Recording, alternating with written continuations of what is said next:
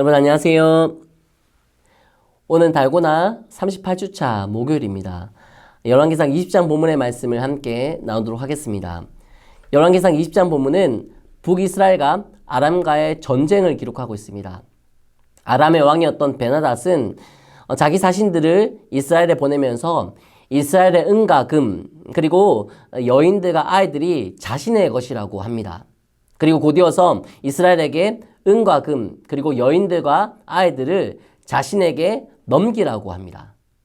아합은 이러한 베나닷의 말을 듣고 이 나라의 장로들을 소집합니다. 그리고 이제 어떻게 해야 할지를 논의하게 되죠. 나라의 장로들은 아합에게 베나닷의 말을 듣지도 말고 그의 말을 허락하지도 말라고 합니다. 아합이 이러한 뜻을 베나닷의 사신들에게 전달하자 이 베나닷은 이스라엘을 공격하기 위한 준비를 갖춥니다. 자, 이렇게 아합과 장로들은 문제를 해결하지 못하고 문제를 더 증폭시키고 말았죠. 문제가 있을 때, 능력 밖에 있는 일을 만났을 때 그들은 이스라엘의 주관자이시며 인도자 되시는 하나님을 찾고 하나님의 뜻을 구해야 했습니다. 그리고 하나님을 의지해야 했죠. 자, 그러나 그들은 하나님을 찾지도 않았고 하나님을 의지하지도 않았습니다. 이러한 어리석음이 이와 같이 문제를 증폭시키는 결과를 초래하고 말았습니다. 자, 그러나 하나님은 이대로 이스라엘이 아람의 공격을 받도록 내버려 두시지 않았습니다. 하나님은 한 선지자를 세우셔서 아람 군대를 이스라엘 손에 넘겨주겠다고 약속하시고 그 약속을 성취하십니다. 그리고 하나님은 그 선지자를 통해 베나닷이 해가 바뀌면 다시 이스라엘을 공격할 것이라고 하는 사실도 알려주었죠. 베나닷의 신하들은 자신들이 이스라엘에게 패배한 이유가 산에서 전쟁을 했기 때문이라고 진단합니다. 이스라엘의 신은 산의 신이기 때문에 평지에서 전쟁을 하면 자신들이 반드시 승리할 수 있을 것이라고 생각하고 이 평지에서의 전쟁을 준비합니다. 그러나 이런 사실 또한 하나님의 선지자에 의해 알려지게 되고 이스라엘은 절대적인 열세 상황임에도 불구하고 여호와 하나님으로 말미암아 큰 승리를 거두게 됩니다. 이에 죽음의 위협을 느낀 아람 군대의 신하들은 베나닷에게 이스라엘 왕들은 인자하다고 하면서 아합과의 화친을 제안합니다. 아람 군대의 신하들은 아합의 동정심을 자극하기 위해 굵은 배로 허리를 동인 후에 아합에게 나아왔고 아합은 베나닷을 자신의 형제라고 하면서 조약을 맺은 후에 그를 풀어주었죠. 아합과 이스라엘 백성들은 자신들이 찾지도 의지하지도 않은 하나님의 인도하심으로 인해 아람 군대와의 계속된 전쟁에서 승리하였습니다.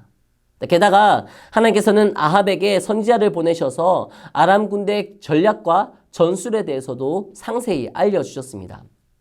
그렇다면 아합은 하나님을 찾지도 하나님을 의지하지도 않았던 자신의 연약함과 무지함과 어리석음을 인정하고 그럼에도 불구하고 승리를 주신 하나님께 감사하며 이제부터라도 하나님을 찾고 하나님을 믿고 하나님의 뜻대로 순종하며 하나님의 말씀대로 살아가기로 결단해야 할 것 같습니다.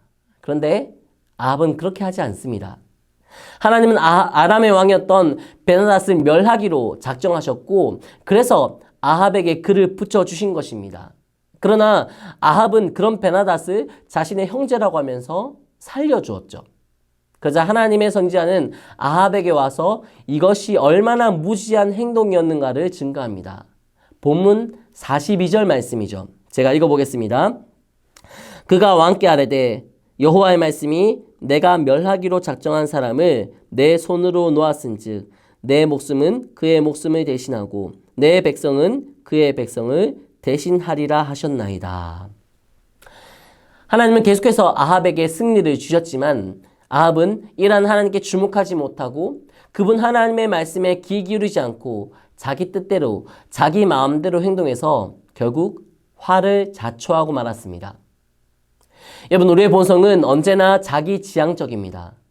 자신을 위한 일을 하기 원하고 자신의 생각대로 자기 뜻, 자기 의지대로 살아가려고 하는 게 우리의 본성이에요. 그러나 그렇게 살면 우리는 우리 삶에서 발생하는 문제와 어려움과 변수들, 그건 어떤 것도 온전히 해결할 수 없습니다. 문제만 더 증폭시킬 뿐이에요.